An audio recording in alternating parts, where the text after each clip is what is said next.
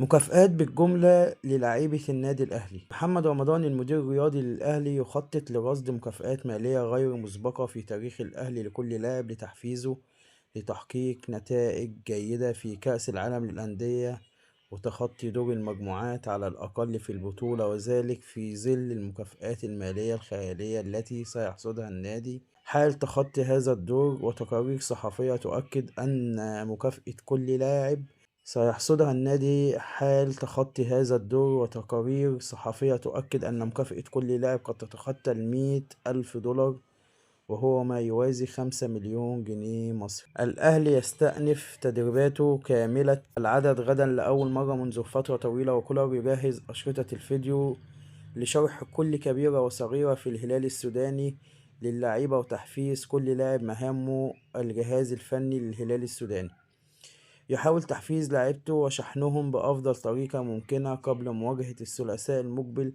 ومطالبتهم بضرورة التركيز بشكل كبير في مراقبة بن شرقي وإمام عاشور ووسام أبو علي وجرادي شار والشحات الخماسي الناري للأهلي، لتفادي استقبال أهداف في القاهرة والخروج من المواجهة بنتيجة إيجابية.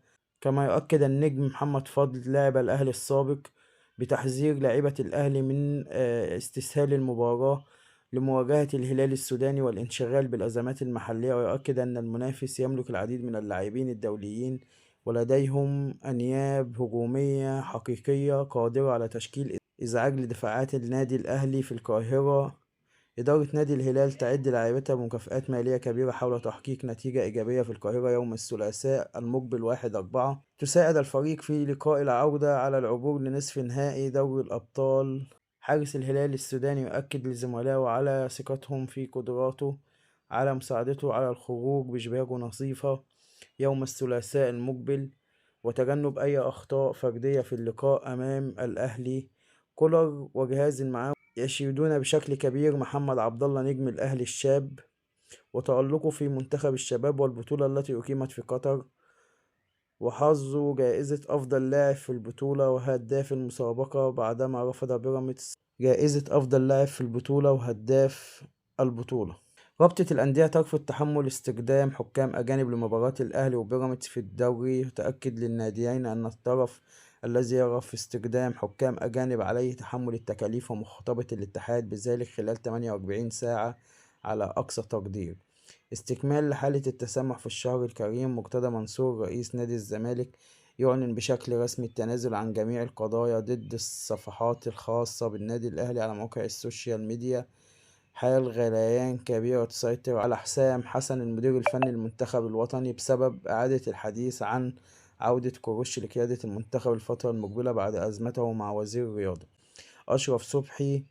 عن عودة كروش لقيادة المنتخب الفترة المقبلة بعد أزمته مع وزير الرياضة أشرف صبحي. هداف عمر مرموش المميز أمام برايتون ينافس على جائزة أفضل أهداف الجولة 29 من عمر على جائزة أفضل أهداف الجولة 29 من عمر الدوري الإنجليزي. بصير المدرب الفني بسيرو المدرب الفني لنادي الزمالك نسعى للوصول إلى نهائي كأس مصر، ولا بد أن نقدم مباراة كبيرة غدا لنتأهل لهذا الدور. ستكون مواجهة صعبة وأمام منافس قوي، خاصة وأن سيراميكا فريق جيد جدا ولديه لعيبة على أعلى مستوى وجهاز فني جيد، ويجب أن يكون الزمالك في أفضل حالاته غدا. لا يوجد أي ربط بين مباراة كأس العاصمة ومباراة الكأس، ولم نخوض مباراة كأس عاصمة مصر باللاعبين الأساسيين، فكنت أمنح راحة لبعض اللعيبة الأساسيين بالرغم من غياب الدوليين ومن شارك من المجموعة الأساسية لعب لوقت قليل لعب الوقت قليل جدا، وكنت أرى أن الزمالك يستحق الفوز على بتروجيت في المباراة الأخيرة، خصوصا أننا قدمنا مباراة جيدة، وإذا كان الخصم أفضل فكان ذلك سيؤثر على ثقتنا، لكننا لم نخوض المباراة بالشكل الأساسي وفضلت استغلال المباراتين المنح فرصة للاعبين الجدد، وخلقنا العديد من الفرص في مباراة بتروجيت وخسرنا بسبب خطأين من خط الدفاع، ولكن ثقتنا لم تهتز في أنفسنا. أعلم أن المسؤولية كبيرة منذ تولي تدريب نادي الزمالك ونريد الفوز بالكأس، وقبل ذلك يجب تخطي عقبة سيراميكا. لأنه فريق جيد جدا ومنظم، واثق في قدرات لعيبة الأبيض. نريد الفوز بالكأس، ولكن قبل ذلك يجب أن نتخطى عقبة سيراميكا أولا.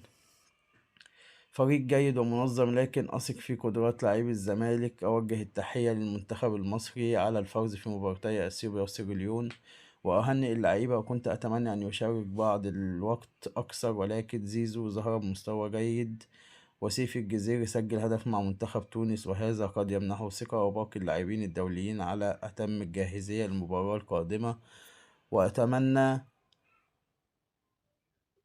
وأتمنى أن يكونوا تدربوا جيدا في المنتخب. شكرا، والسلام عليكم ورحمة الله وبركاته. يا ريت ما تنساش تصلي على النبي والاشتراك في القناة واللايك الجميل.